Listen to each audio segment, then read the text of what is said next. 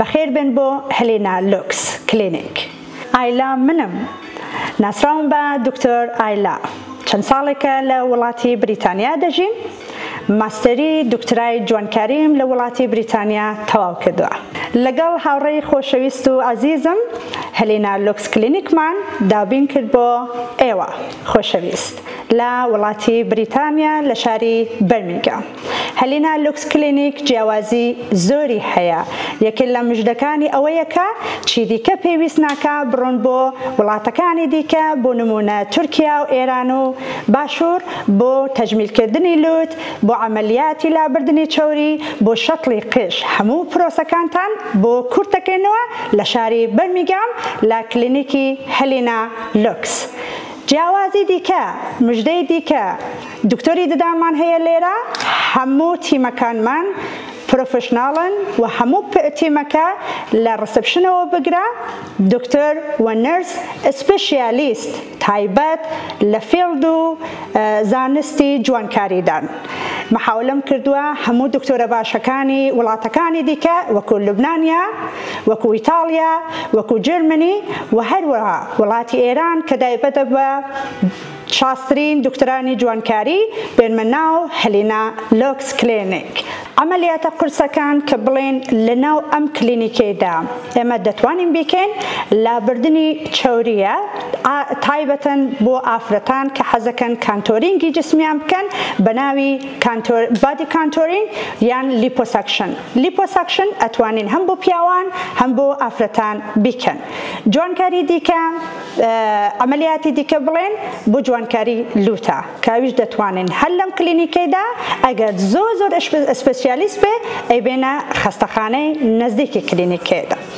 شەتڵی قژەکەیش هەر لێرە دەیکەین و دکتۆری ددانەکان هەر عملیاتێکی دکتۆری ددان هەبێت هەر لە هەلێنا لوکس کلینیک دەیکەین. ئەی نرخەکانتان چۆنە؟ باشترین و شاسترین پرسیار، خواردترین نرخی ناوی بریتانیامان هەیە وەکو فول مێدیکاڵ، ئیشمان بەسەر کلینیکان دیکە نییە، بەڵام هەلێنا لوکس محاولەی کردووە یارمەتیەکی خەڵکی زۆر بداتن کە بەتایبەت بۆ خەڵکی کرێکار ئێمە خواردترین سەحرمان دابین کردووە و هەر کات دێنە ناو کلینیکێکیش جیاواز لە ئەو سەحرەی کە چیپس سەحری ناو بریتانیا دیسکاونتی زیاتریان دەینێ بەس لەبەر خاترەوەی کە کوردی عەزیز و خۆشەویست دێتە ناو کلینیکەی ئێمە.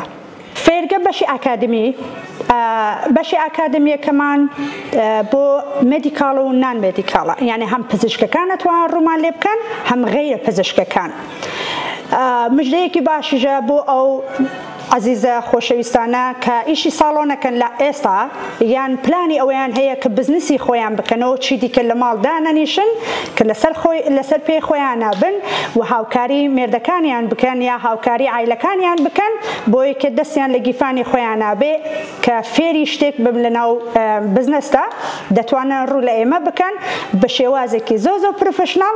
ئێمە فێریان دەکەین کە بە سێ سەرتیفیکەیتی جیاواز VTCT، کوالیفی و CPD.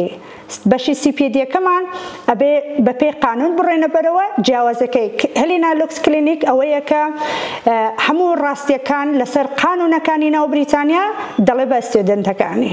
ئەو سەرتیفیکەتانە واکەتی ئێمە ئەیدن ئینتەرنەشناڵە، نەک دەتوانێت لە ناو بریتانیا بەڵکە بڕواتەوە بۆ باشوور، بڕوا بۆ ئەڵمانیا، بۆ هەر وڵاتێکی دیکە دەتوانێت بزنسی خۆی کات و دەستکات وێشکردن.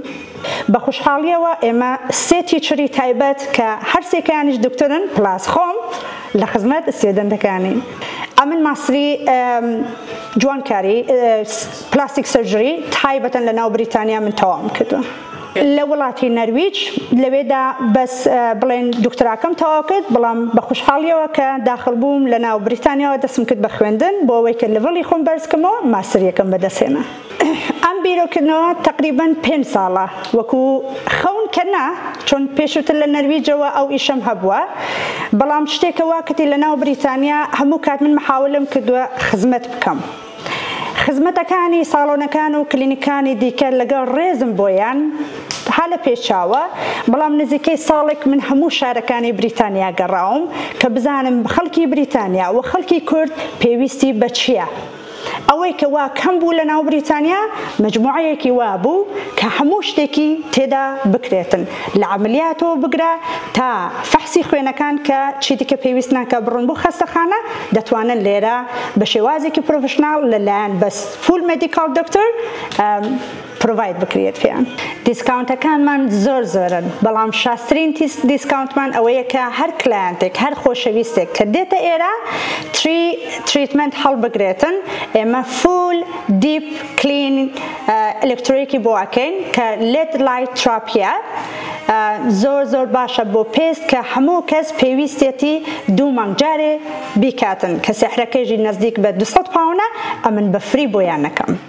جیاوازی هەلینا لوکس ئەوەیە هەر شتێک هەر جوانکاریەک هەر بیکردنەوەیەک هەر ئسترێسێکدا لە بواری دەروون لە بواری جسم ئەتۆ هەتا هەلینا لوکس هەلیەکا بوت. طبعا عزیزان ئەوە زۆر ڕاستە هەر لە دەرگاکەی تەژورۆ پێش هەموو شتێ خاتوونێکی جوان دکتۆرەیەکی بە ئەزمون پێشوازی لێ ئەکا لە ڕسپشنێدا ئەنیشی قاوەی لێ چای لێ ئاوی لێ هەموو شتێ پێشوازێکی جوانتان لێ ئەکەن و پاشان کۆنسڵتەسیۆنەکەن لەگەڵتان بۆی بزان چیت پێویستە ئەوەی پێویست بێ پێ دەڵێن ئەوەی پێویست نەبێ خۆشت بدەی بۆ ناکەن ئەڵێ پێویستە نییە ئەمە مستاقێتی ئیشەکەشیان بشانەیە بۆ لەگەڵ ئەوەش نەخۆشخانەیەکە من تقریبی نی سەعاتم ویستا و ژوور بە ژوور گەر هەمزانم چییە مۆزوعەکە سەرکەوتوو دکتۆر سپاس دەکەم گیان مەمنونم سپاس. ناونشانی هەلینا لوکس کلینیک شاری بەرمینگام ڕوکری ڕاوت هانسوەرس B21 9QY بەخێر بێن جارێکی دیکە.